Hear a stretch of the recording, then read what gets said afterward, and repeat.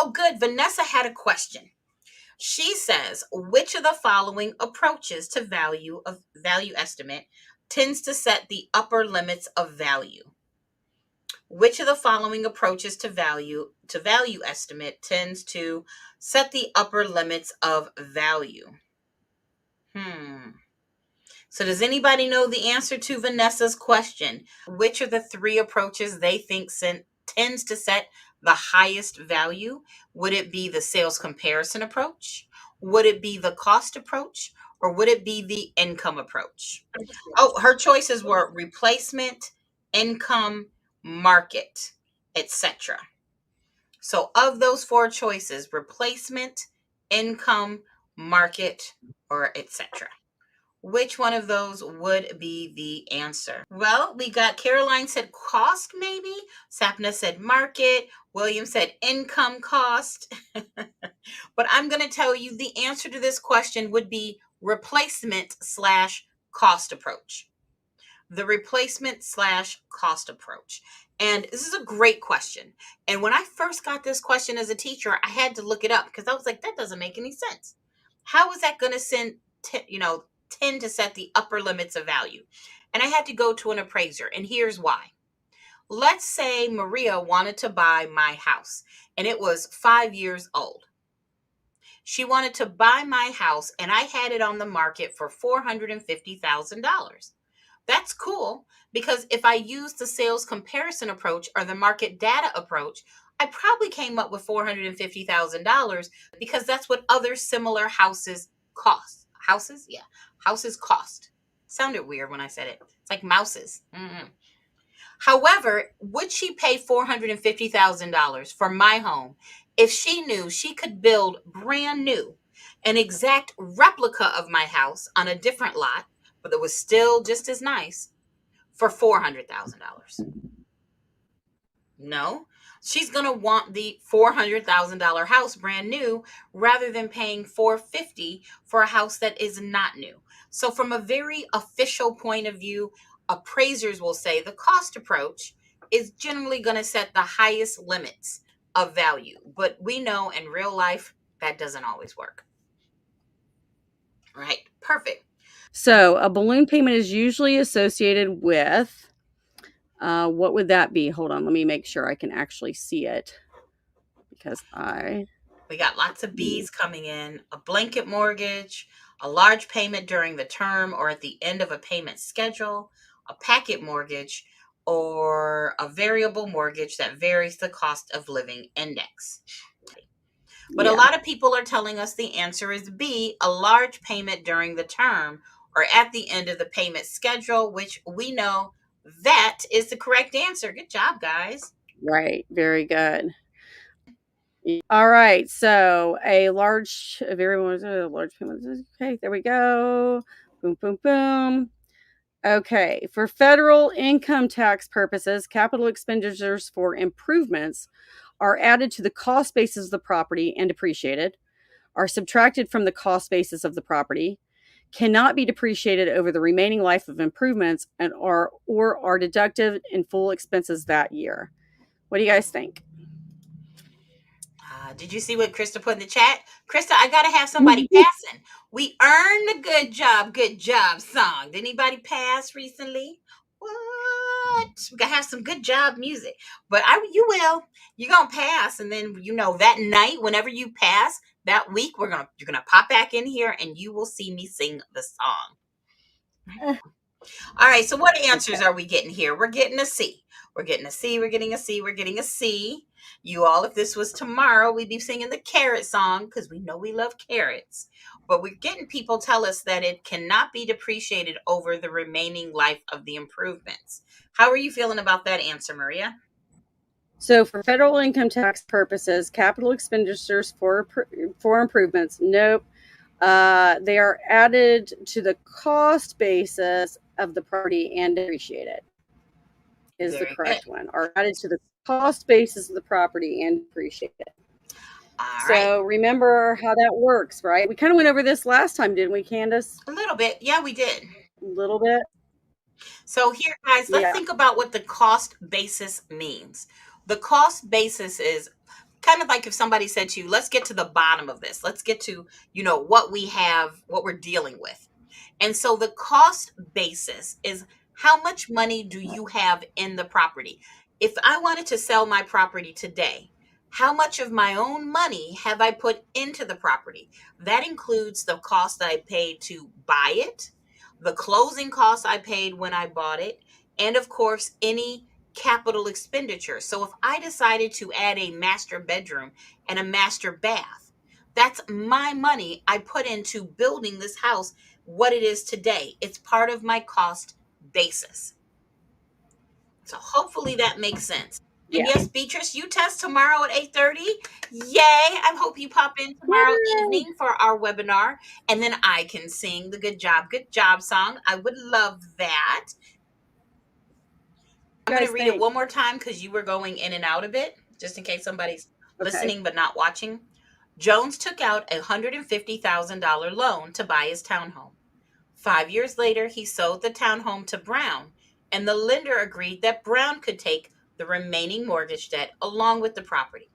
Jones will have the most protection if Brown. Is it if Brown assumes the loan? Is it if Brown assigns the loan? If he substitutes his eligibility by novation, or if he takes title subject to the loan. So what are you all thinking? Vanessa's giving us a B, assigns the loan. We're asking Jones, the original owner, when will he have the most protection? What needs to happen for Jones to have the most protection? What do we want Brown to do? So Vanessa gave me a B, Sapna gave me a B, Tyrone is giving me an A, Donna is giving me an A. Nobody's gotten it yet.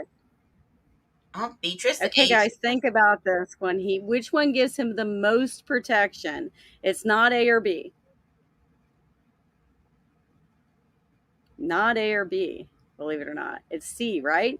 Substitutes his eligibility by novation, right? So Yes. I guess we should talk about that, Candace. Why is that? Let's talk about it. So remember novation, I'm replacing the old with the new, right? We're taking, is it Jones who took out the loan? Mm-hmm. Yeah, he sold the loan to Brown, right? Mm-hmm. So Brown is taking over. And so Jones would have more protection if Brown actually said, let's take out Jones and do novation and replace Jones with Brown. If not, if he just assumed the loan and he didn't accept responsibility for it through with the lender's approval, there was no novation, then it could fall back on Jones, right? Yeah, that's a tricky one. So it has to be a new one, right? A new person added Exactly. in. I That couldn't was a good explain it one. I found one that was stumpy. Okay. Ooh, I like this one too, Candace. A real estate investor who wishes to operate by using the principle of leverage would do what? What better. would he do? Would he invest in real properties with values that are declining? Would he use his personal funds insofar as possible? Would he leverage? And leverage indicates the use of borrowed money so that the return can be maximized, or use borrowed funds and personal funds on an equal basis. Key word here is leverage. I love the What do word you guys think? leverage. Yes. I like leverage. All right, we got a C. William has given us a C. I try to leverage as Mm-hmm. many things as I can in my life. And remember, guys, if Mm-hmm. you know what leverage means, leverage as a general world word isn't only for money. It also has to do with like your personal life. I remember when I first started in real estate, I had to I had to clean my house and I had to show properties. I had so many things I needed to do. And leverage is the idea that, I could hire somebody if I'm not talking about mortgages. I can hire somebody and they could be doing the cleaning while I'm showing the property, and I can leverage my time, somebody else's time to help my time. But it looks like y'all are telling me it is C. You know what it is. Leverage indicates the use Mm-hmm. of borrowed money so that the return can be maximized. I love it. Good job, guys. Very good. All right, Candace, you hit this one. The FHA was primarily created to provide. FHA was primarily created to provide. Is it A, insurance to qualified borrowers in case of default? Is it B, a secondary mortgage market for home loans? Is it C, insurance for home loans made by approved lenders? Or is it D, insurance for all banks and lenders on home loans to qualified borrowers? All right, we got some A's rolling in here. We got A's, we got A's. Lots of A's.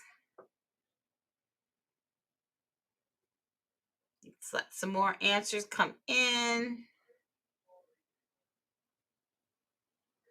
Now, as you can see, the answer is most definitely not A. Insurance to qualified borrowers in case of default is not the right answer, but let's talk about why. A says insurance to qualified borrowers in case of default. When you get an FHA loan, you're paying mortgage insurance premiums, MIP. And that is a mortgage insurance policy for the lender. It is protecting the lender's interest just in case you don't pay it back and they lose money on the foreclosure sale. It's not that like when you get health insurance, you're covering yourself in case there's a loss. When we're talking about an FHA loan, that loan is going to be given by a regular bank, but the insurance is coming from FHA. So it's insurance for home loans for lenders made by anybody who's an approved lender. Mm-hmm. It's okay. It's So okay, the other thing Vanessa. too is a lot of times, I don't know if you guys have thought about this, but when I would have borrowers who had bought on FHA loans during the foreclosure crisis, they would be like, "Oh, I'm not worried about the fact that I can't make my payment because I have PMI or MIP." That doesn't help you, right? If you default, that's not going to keep your mortgage paid, right? And so that's another thing that's confusing when you're working with buyers, that they make sure that they understand that this is not like death and dismemberment kind of insurance, right? This is not going to help them save their home if they get into foreclosure. Definitely not. The borrower All is right. paying for FHA insurance as MIP. Right. They're paying for it, but Right. it covers the lender. And it's okay, Krista. We want to make these mistakes now rather than on the Right. test. So these are great questions that you picked, Maria. All right. So, which of the following loans would be most likely to qualify for FHA insurance? A loan to purchase a farm, a loan to purchase 1 to 4 units of residential rental property, a loan to buy farm equipment, or a loan to buy a small business. What do you guys Mhm. think? Which of the following loans would be most likely to qualify for FHA insurance? A loan to purchase a farm, a loan to purchase 1 to 4 units of residential rental property, a loan to buy farm equipment, or a loan to buy a small business. They're Looks like telling us the everybody's answer is on, B. yeah. Yeah. So a residential real rental, residential real property, right? Residential property. So a loan to purchase the 1 to 4 units of residential rental property. Now, why would we be able to use an FHA loan to buy rental property? When would we be, I guess the question is, when would we be able? We know that FHA loans are usually for owner occupants, right? When would we be able to use an FHA loan to buy 1 to 4 units of rental property? When we're occupying one of the units at least, right? When the owner of the property is occupying at least one of the units, they can usually get an FHA or a VA loan when it's 4 units or less. So that was kind of a tricky question. Mm-hmm. Okay. Let's see. Let's give this one. The Want to read that provision. one? Yep, I'm ready. The provision in a mortgage or deed of trust that gives the lender to the right to call the entire balance due upon a default in any payment is called a or an. The provision in a mortgage or deed of trust that gives the lender the right to call the entire balance due upon a default in any payment is it an acceleration clause, a due on sale clause, an alienation clause, or a subordination clause? What do you have? What say you for the answer? A, B, C, or D? All right, I'm getting lots of A's rolling in. A lot of you all are telling me it is the acceleration clause. Got lots and That's lots of right. A's. Yep. Awesome. And All remember, right. I always suggest that when you're studying and you're looking at questions, you knew the answer couldn't be B or C because those are the same thing. That's what I was getting ready to say. Yeah, B and C are the same. Yeah, so that was a good hint. What about alienation clause, you guys, or due on sale clause? When would that come into play? When would we have, if you want to put in the chat, when we have a due on sale clause or an alienation clause, when would we have that? What would we have to do to enact a due on sale clause or an alienation clause? So, Good for question. example, what if I had a mortgage on my property and I had a due on sale clause or an alienation clause in my mortgage, and I just gave the deed to Candace and left the loan in my name? Exactly. So I've given the deed to Candace, but the loan is still in my name. I didn't pay it off. Like if she bought it subject to the existing mortgage, the lender could say, "Wait a minute, we didn't make this loan to Candace. We made this loan to you. What are you doing transferring the deed and alienating us from the situation?" And they could call the whole loan due at once with the due on sale clause or the alienation clause. Very good. Very, very Um, good. let's see. So let's do this. On home loans, the interest which is paid for the use of money borrowed is almost always compound interest, annuity interest, discount interest, or simple interest. My gut is that it's a type of interest. Yeah. What say you? Compound, annuity, discount, or simple? Laura asked a question. She said, "Can it be through eminent domain?" So, if your property was taken through eminent domain, then you would be paying off that loan with the money they were giving you, that fair market value of the home. It would have to pay off the loan that was existing on it. The eminent domain people wouldn't take the deed and make sure that and not let the loan be paid off, right? Exactly. Because that Okay. loan is a lien So, on the property. right, exactly. Okay. So this is simple interest, right? What's the difference between compound interest and simple interest, you guys? What's the difference? Look at you When would I see asking. compound interest? My credit card, right? My credit card is a great example of compound interest where if I don't pay off all of the balance every month and I accrue interest and my minimum payment isn't enough to cover the interest that's being added up every month, then I could end up paying interest on interest, Mhm. compound interest, right? Home loans would not be like that. Home loans are usually simple interest. Good points. All right, next we have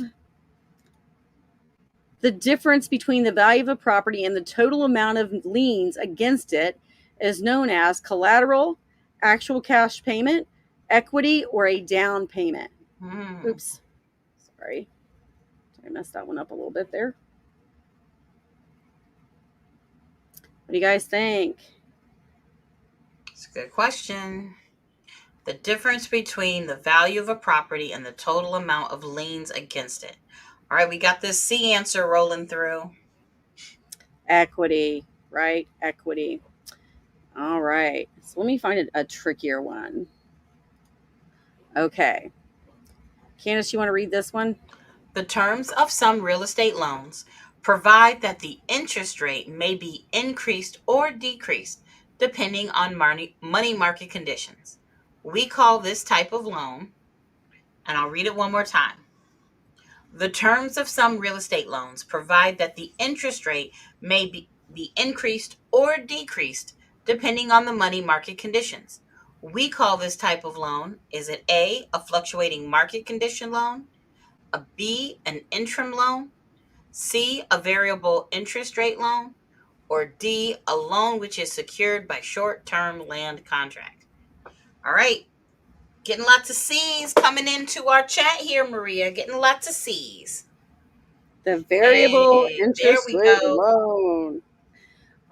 Let's see if there's anything else we can say about this question. What about a land contract? You guys tell me in the chat, what is a land contract? I know it's not the answer here, but if you heard the term land contract or contract for deed, what would you think? Would you describe that? If a client asks, "I saw this house is for sale on land contract," what does that mean? Anybody know that one? Mm.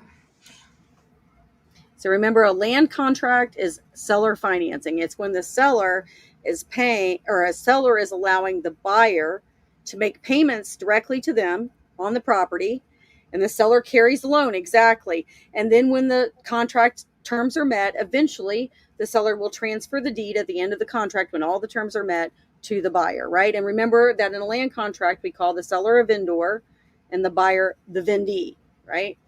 Seller is vendor, buyer is vendee. I love it. Okay. The trustee and a trustee is responsible for which of the actions? So it can be the borrower of a trustee, can start the foreclosure proceedings and sell the property in the case of default, can reinstate the original borrower into the original loan that was in default after the property has been sold at a foreclosure sale within 6 months, or can negotiate a change in the interest rate when negotiating with the borrower in an effort to help the borrower keep the property. What do you guys think? It's a good question. This is a Vanessa's tricky giving us a one. B. Tyrone is giving us a B. So far, people are telling us can start the foreclosure proceedings and sell the property in case of default. Another B coming in.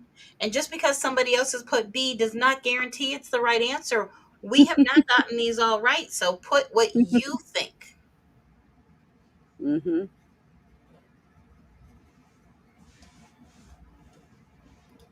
There we go. B is correct, guys. Can start the foreclosure proceedings and sell the property in the case of default. Remember, the trustee is the middleman, right? The trustor is the borrower. The beneficiary is the lender, and the trustee is the guy in the middle holding on to the deed, making sure everything goes smoothly. Exactly. Okay. He's not really got any interest in it. He's just kind of hanging out there, waiting to see what happens. All right, Candace, want to take this one? Sure. From a lender's point of view, the most important consideration commonly considered in granting a mortgage loan is the, I'll read it one more time. From a lender's point of view, the most important consideration commonly considered in granting a mortgage loan is it A, the availability of mortgage money, B, the risk of default, C, the need for mortgage money by the borrower, or D, the neighborhood where the mortgage property is located? All right, getting some B's trickle in. Number of people are telling me it's the risk of default. Mm-hmm. Yeah, they're not allowed to consider D, right? Because if they were really looking at just the neighborhood where the mortgage property is located and making decisions on lending based on the location of the property, that would get them into trouble, right? They're not allowed to do that. What is it called when the lender says, we're not going to lend in this neighborhood, which is against the law? Remember that? That's redlining, right? Redlining, for sure. Candace, let's do this.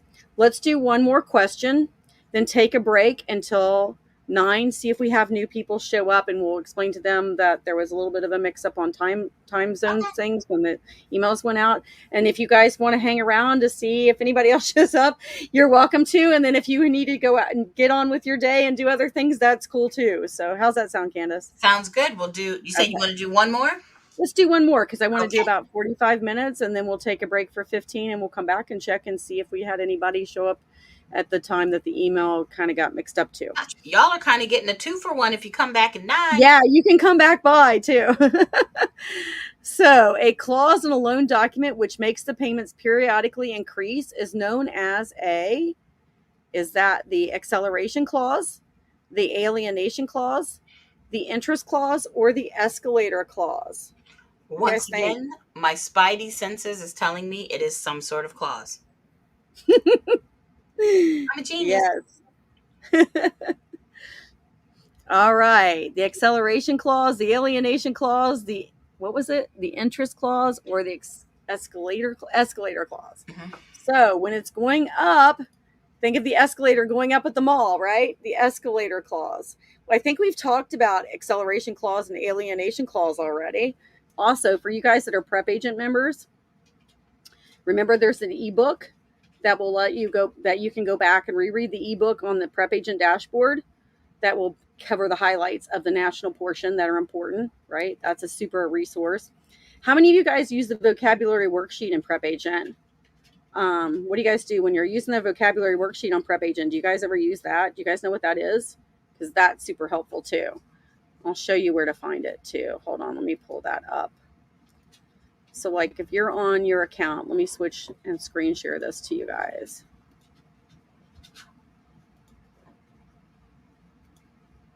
When you go through, yeah, the exam prep ebook here is a great resource, and the vocabulary worksheet. So when you go through and you look at these, you can put it on my definition, and you can ask yourself, quiz yourself from inside of your own mind. Like, what is it? Like when you don't have those to fall back on, when you don't have those multiple choice questions to fall back on, what do you do, right?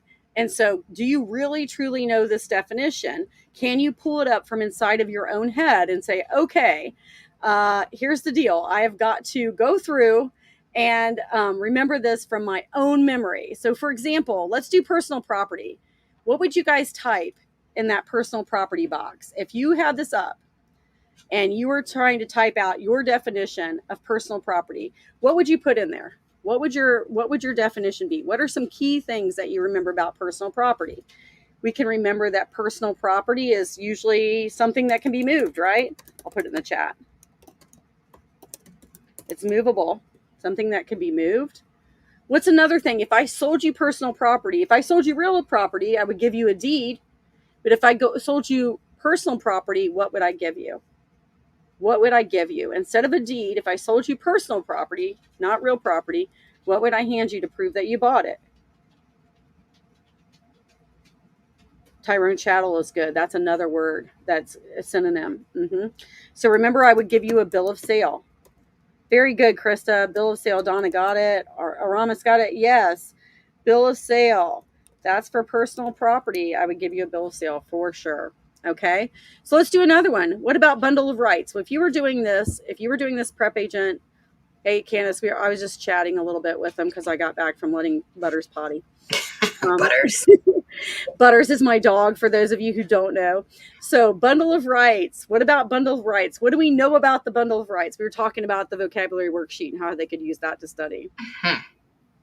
So bundle of rights. Candace, what comes to mind for you when you say bundle of rights? A pile of sticks. But if you're looking for the so definition, if I picked up the sticks, what would the sticks be? I know, such a classic, but it's all of the rights that you get when you are buying a property. Do you do deep sea, Candace? I do deep sea. I do deep sea. Yeah, disposition. I can get rid of it. Typing slowly. Enjoyment. Exclusion. Possession. And control. Do you guys see when I'm on screen and I'm typing, my mouth is slightly open like a little kid? I'm like, I've done that since I was 5. I'm like, whenever I'm it's okay. It happens to the best of us. So it looks like we got some new joiners here as we're coming around to the hour 2. I feel like it's like a baseball game here. Now that we're in this new stretch. To the next inning. Thank you guys for hanging with us. We're going to go for about another half an hour here because it's late and we is getting tired. But we'll stay for about a half an hour here. For those of you who are just joining us, sorry if you got that email that was conflicting with the thing I wrote. I was traveling through time zones when I did that, and it must have auto-detected me, and I thought it was doing it in the right time zone, and it wasn't, so apologies for that. But you got some extra time for those of you who stuck it out with us. So I'm going to go back to our finance questions, Candace. What do you think? I like it. All right. So back to finance, and we will start talking about finance again. Let's see. Let me find a good one here. Oh, here's a good one that's happening right now. A builder wants to offer financial assistance to prospective buyers, but does not want to lower the price of the homes. Instead, the builder agrees to pay a lump sum in cash to the lender at closing so that the buyers will enjoy a lower interest rate. What type of loan is this? Is it open-end, equity, buy down, or participation? What do y'all think? But yeah, the correct answer here is buy down. Buy down. Very good, guys. Everybody kind of got that one pretty quickly. So, what is another? Ooh, Candace, should we ask him this one? What is another term for buying down our interest rate? Right? What's the term that we use for buying down our interest rate? So, They're telling yeah, us that's it's discount discount points. points. There we Yeah. go. A buyer wants to take out an FHA loan.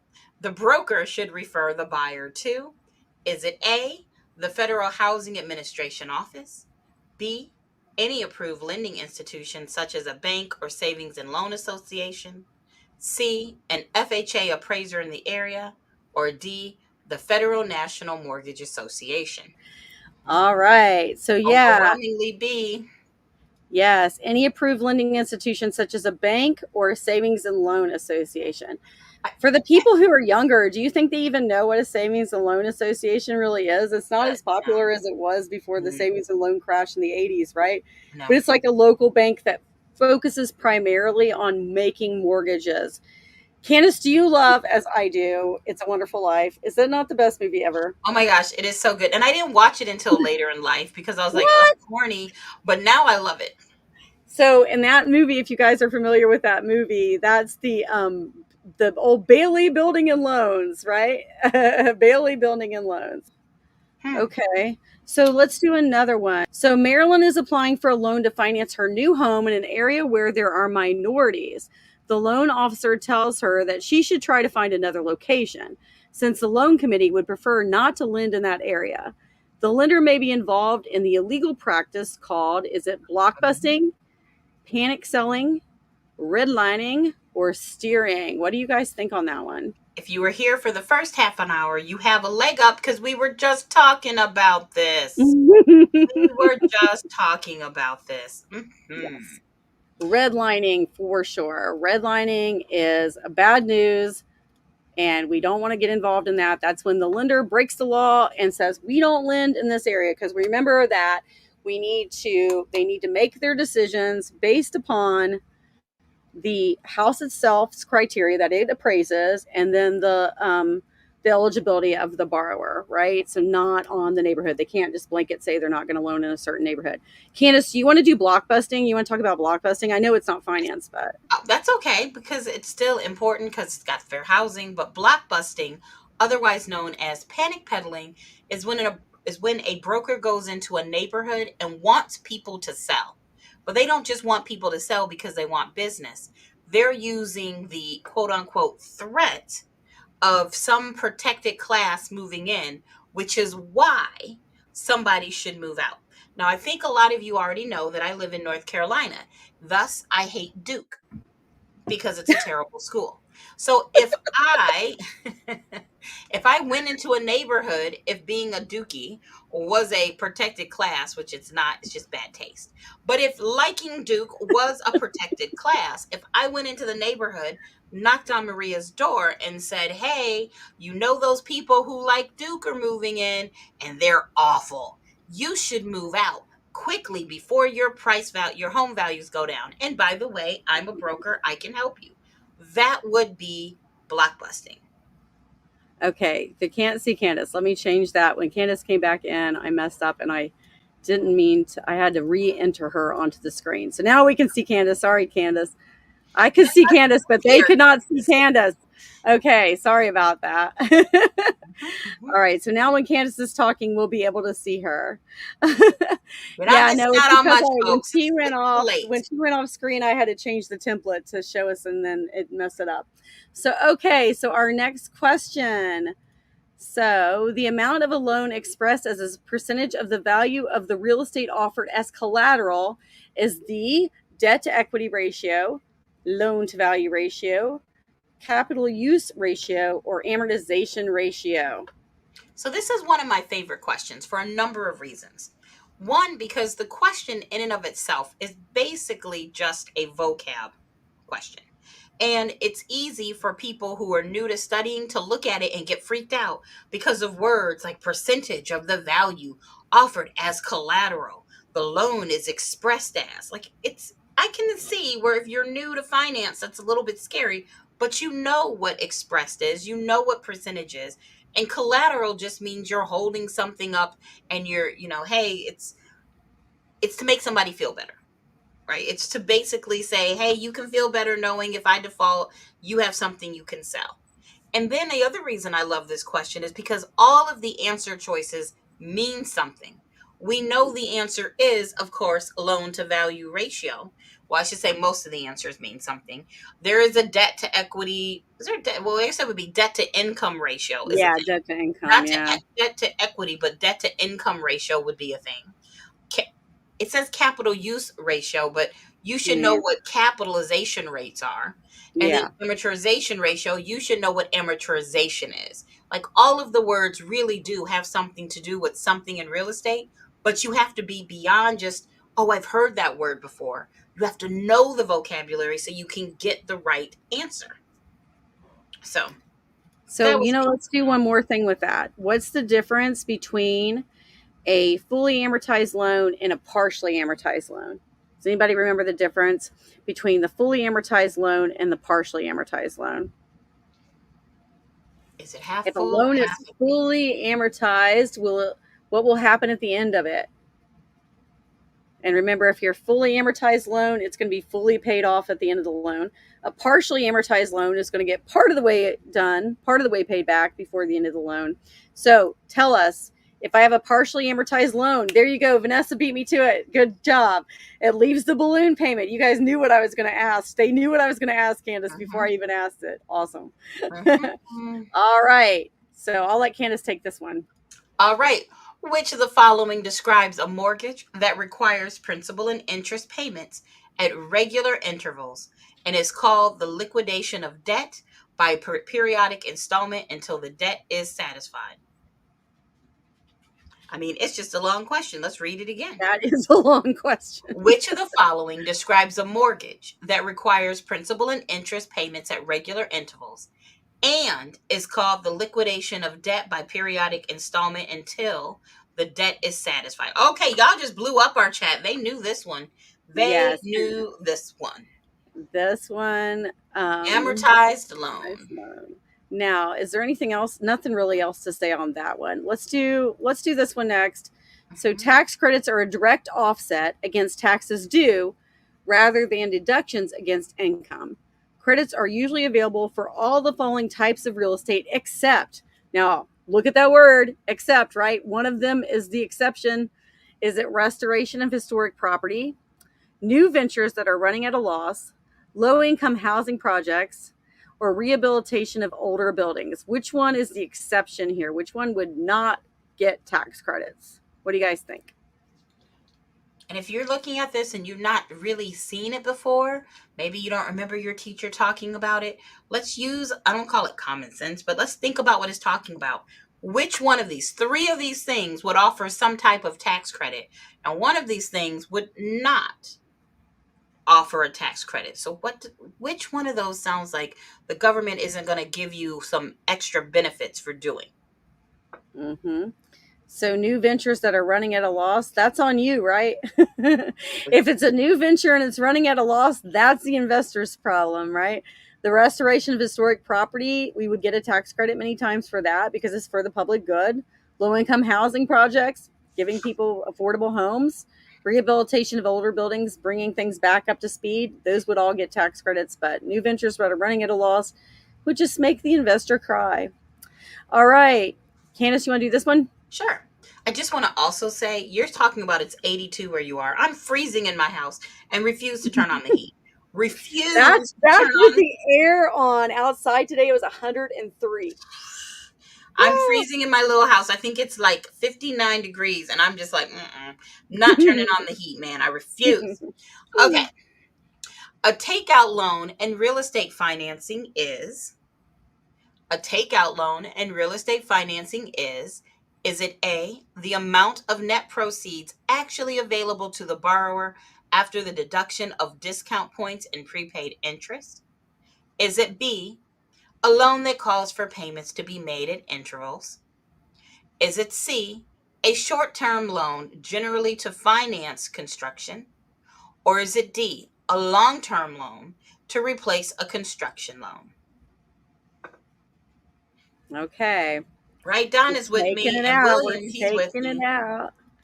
The Mm-hmm. long-term loan that we're taking out at the end, right? The Yep. long-term loan that we're taking out at the end. Okay, Candace, we got a big crowd now. We're up to 38 people. So I And did for want to ask you those, a question. yeah, I wanted to see, what do you think is one of the questions or one of the terms or concepts you get asked the most about? me. Mm-hmm. Okay. I think honestly, the one I get most about is probably joint tenancy versus tenants in common.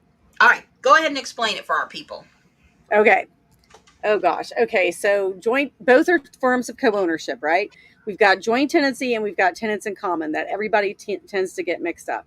Think about this. Remember PIT, possession, interest, time, and title. That goes with joint tenancy, right? We have possession of the property together. We have equal interest. Remember, we always have to stay equal on joint tenancy. If there's two of us, it'd be 50-50. If there's three of us, we'd each have a third, that sort of thing. We have to start it out at the same time. We can't bring people into our joint tenancy after the fact. And we're all on the same title. And also, I tell people to remember with joint tenancy, we're joined, right? It's hard to separate us. And joint tenancy also has that right of survivorship. Whoever passes away from the joint tenants, everyone else just keeps absorbing their part and keeping it split up evenly, right? Until we're down to the last person. Now, when we're down to the last person on joint tenancy and only one person, the last man standing, what do we call that when we own a property by ourselves now? What do you guys think? When we own a property by ourselves, what do we call that? Once we've run out of all the joint tenants, you're the last one. Ownership and severalty, right? Ownership and severalty. So we keep going. It's automatic. We don't have to go through all the probate and the reading of the will or whatever. All right, Candace, you do tenants in common now. All right, so tenants in common is what you commonly would have thought would have happened if people bought properties together. Like before you got into real estate school, if there was me, Maria, and Stu, and we all bought into a property, all three of us, you would have assumed, well, if I wanted to sell my portion, I could, and Maria and Stu couldn't stop me. If I wanted to put it in my will that my heirs were getting it, they couldn't stop me. I can do what I want with my share. Now, possession has to be equal. So even if I put in 80% and each of them put in 10%, all of us have equal use of the property, but our interest doesn't have to be equal. And if I decide to sell my interest to somebody else, they can buy it. Like if we all bought this property together 3 years ago, I could sell it to somebody tomorrow and they would have the same rights as if I had if they had bought when we all bought. So tenancy in common is the common form of ownership. It's the default in most states. A bunch of people buy a property together. We're just going to make them tenants in common. Nothing fancy, nothing woohoo, no right of survivorship. It's just the norm. Yep. So I'm kind of pulling up some new because we ran through all the finance questions for the people who were here early. We're going to go blind here, so we'll get some good ones. If it looks cruddy, I'll skip it. So the most significant requirement of a so-called tax-free exchange is that the properties be equal equities, residential, of a like kind, or of equal value. Remember the tax-free exchange, 1031 tax-free exchange, when we're pushing that capital gains tax down the road by reinvesting in another property right after we sell one, reinvesting our property. You know, it's funny. This is one of my least favorite questions because in real life, I hate when people call it a tax free exchange because it's Right. not actually tax free, it is tax Deferred. deferred. But Yes. people call it tax free because they don't truly understand it. It's not that you Right. don't owe the taxes, it's that you don't have to pay them right now. Like you said, you're just kicking the bucket down the street, just kicking it You down the guys. So, what is the money that I don't reinvest that I do have to pay capital gains on in a like kind exchange? If I hold back some of my profit and I don't reinvest all of it, I've got to pay immediate capital gains on the money that I hold back. What's that money called? Yes, got it. The boot. The boot. Yes, boot. William got it. Boot. Okay. So you want to do this one, Candace? The difference between the value of a property and the total amount of liens against it is known as the difference between the value of a property and the total amount of liens is known as, is it collateral, a down payment, actual cash value, or equity? What do y'all think? I'll give you a song while you think about it. Do do do do do do do. I do do do do do. Oh, look at that. They're like, stop singing. We know the answer. D, D, D, D, D, D, D, D. Yes, Equity. equity.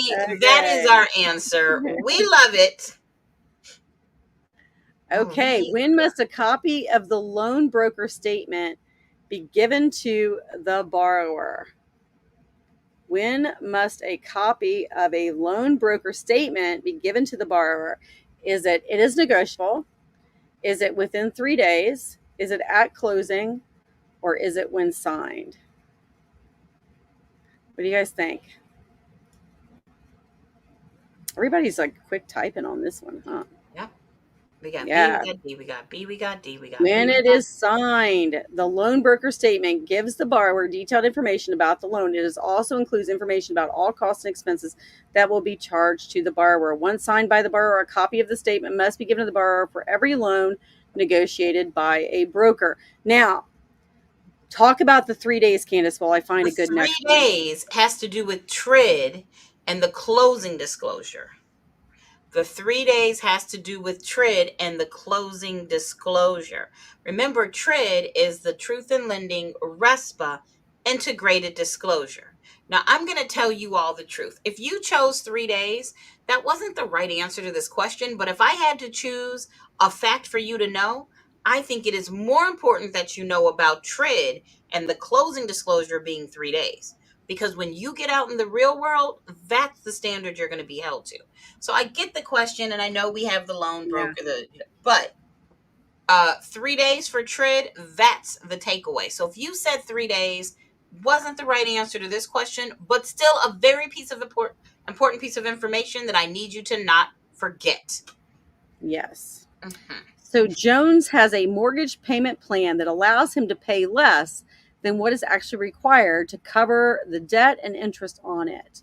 He is in danger of, is it negative amortization, graduated payments, equity sharing, or conversion of their mortgage? And bonus points if you guys know which loan type is most likely to end up this way. What do you guys think? Not just Ooh. the answer, but which loan type would most likely have this problem? Because that tells me you really get it. It Mhm. is negative amortization, but what kind of loan would most likely get you into a negative amortization situation? What do you guys Ooh. think? Nobody's guessed it so far. Let's give them a second. Nobody's guessed it, really? Adjustable rate mortgage. The adjustable rate mortgage, right? Because if the rate adjusts and the payment is too low, right, to cover all the interest as the interest increases, then we have a chance where we're going to be paying interest on interest, right? We were talking about compound So interest earlier. let's, a lot Yeah. of people are putting straight loan in the chat, and a straight loan is also known as a term loan, and a term loan is also known as an interest loan only, interest only loan. Wait, can you go back to that question? Yeah. Oh, Wait, no, hold on. Sorry.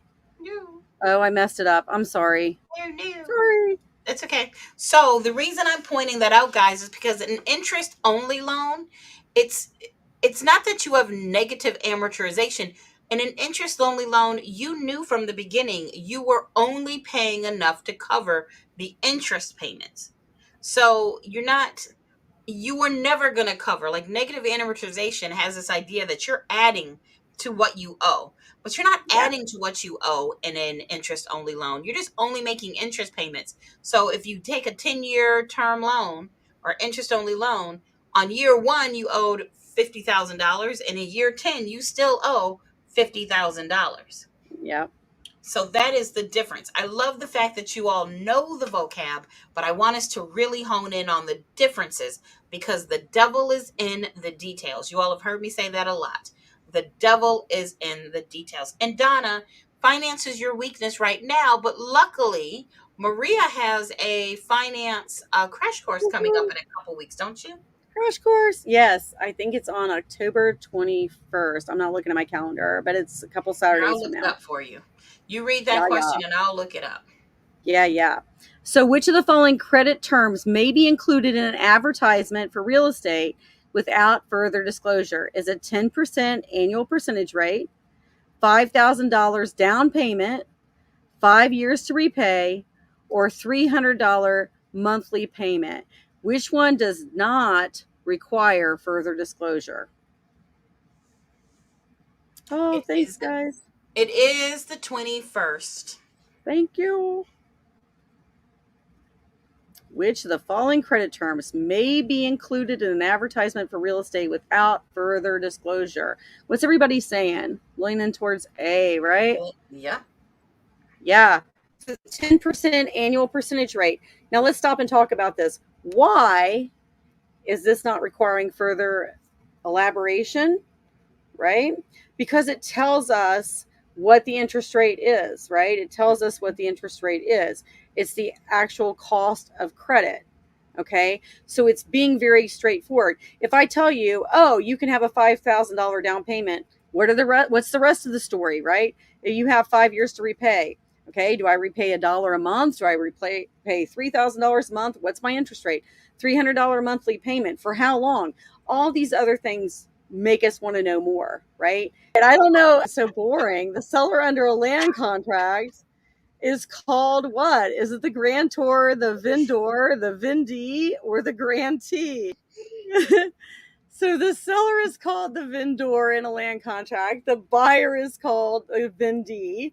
Remember, if I am giving you my deed, I am the one selling you my property or giving you the deed. I'm the grantor. The person receiving the deed is the grantee, right? So let's talk a little bit more about deeds now that we've got grantor and grantee in front of us, too. Let me ask you guys this. Who signs the deed, the grantor or the grantee? Before we move on to the next question, I'm going to be looking for the next question while you guys think about that. Who signs the deed, the grantor or the grantee? I know. It's the grantor. The grantor signs the deed, guys. Why? Because think Oprah. I always give this example because y'all know I'm insane. If it wasn't the grantor that has to sign the deed, the seller, then what would be there to stop me from writing up a deed that says Oprah gives to Candace a castle in the woods? If all that we needed was a grantee signature, why would I not create a deed where Oprah gave me her castle and then I sign it and we're good to go? Very good. No, you got Very to true. have the grantor sign. The grantor has to authorize the fact that they are giving away their property. All right. Which of these federal laws, okay, hold on, I can't read it because it's too small. I got Which of you. these federal laws require that finance charges be stated as an annual percentage rate? Is it Truth in Lending Act, Real Estate Settlement Procedures Act, RESPA, Equal Credit Opportunity Act, or the Federal Fair Housing Act? Which one of those federal laws require that finance charges be stated as an annual percentage rate? Now, guys, as you're trying to answer this question, this is another one of these good ones. Regardless of what the right answer is, if you're preparing for this exam, you should be able to look at all of these answers and be like, oh, this is what Truth in Lending says. Let me tell you about it. Oh, this is what RESPA says. Let me tell you about it. This is what the Equal Credit Opportunity Act says. This is what the Federal Fair Housing Act says. I'm always suggesting to people make lists of the numbers you need to know for this test. Make lists of the acts, statutes, and laws that you need to know. You should have a list if you're doing your math by formulas, have a list of the formulas. But it's so much information, you got to start organizing. And as I've been talking, you can see that the answer is A, truth in lending. I know a lot of you all wanted to say C, Equal Credit Opportunity Act, but C tells you what it's talking about, equal credit opportunity. The Equal Credit Opportunity Act talks about you cannot discriminate about who gets credit. But Truth in Lending says lenders have to be truthful about finance charges. Truth in Lending means they have to disclose information like an AP. Okay, I want to say something about Equal Credit Opportunity Act, though, Yeah. that I think is important too. Um, So here's the thing with Equal Credit Opportunity Act, we have to remember that there's extra protected classes that we don't see in the Federal Fair Housing Act, right? Mm. This is how I always remember this. And the Equal Credit Opportunity Act, one of the things that's a protected class that's not in the Federal Fair Housing Act is age, right? You can't discriminate. Lenders can't discriminate about making loans to people based on their age. Okay, looks like most people can see. Yep, Okay, cool. most people can see. All right, so I wanted to point that out because that was a question that somebody asked me the other day. They said, "What's a different group that's not included in the Federal Fair Housing as a protected class, but is included in the Equal Credit Opportunity Act?" And that would be age, is the one I can think Age of. and marital status, I think, Yeah, and marital status. and Good dependence point. on public assistance. Those are the things. I That's true. appreciate you all being patient with us with the time thing tonight, Yes. and with just the mix up. And it is 9:30, so do you want to do one or two more? Yeah, we're gonna do. Well, let's do one more because I Okay. am pooping out. So, the clause in a trust deed or mortgage that permits the lender to declare the entire unpaid balance immediately due and payable upon default is the forfeiture clause, the escalator clause, the judgment clause, or the acceleration clause. Forfeiture clause, escalator clause, judgment clause, or acceleration clause. While people are reading, Um, it says, Sapna, you're asking if I'm going to do a national crest course soon. I just did one yesterday. So the next crash course will be in November. That will be Stu. And then there'll be another crash course in about just January, beginning of January. That will be Maria. And then mine will be like end of February, March. But all the crash courses are awesome, guys. Like, you can go to me, you can go to Stu, you can go to Maria. You just, unfortunately, you just got to wait till the next one rolls around. Yes. You had a big turnout on that one too. We did. We had a All great right. And you yesterday. guys did a lot of extra stuff too. Yeah, we So did. the answer to this is acceleration clause. And hopefully you guys got that one. Looks like most people got that one. Mm-hmm. Thanks, guys. For those of you who have hung out with us for like a full hour and a half, we appreciate you hanging in there. Mm-hmm. Next week, when we'll do another one of these next week, and I will make sure that I am sitting in one time zone and I check the times and everything that will go out at the right time. Yep. Uh, And fun, tomorrow fun, I will fun. see you all, or you all will hear me tomorrow night and Wednesday night. Sound effects, singing, games, fun, hot mess. I am going to keep it PG. We will not be doing more PG-13 tomorrow night. We're going to keep it PG.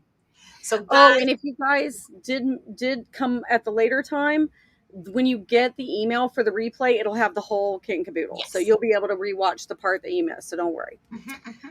All right, guys, have a good night. Talk to you later. Good Thank night, you. everybody. Bye. Bye.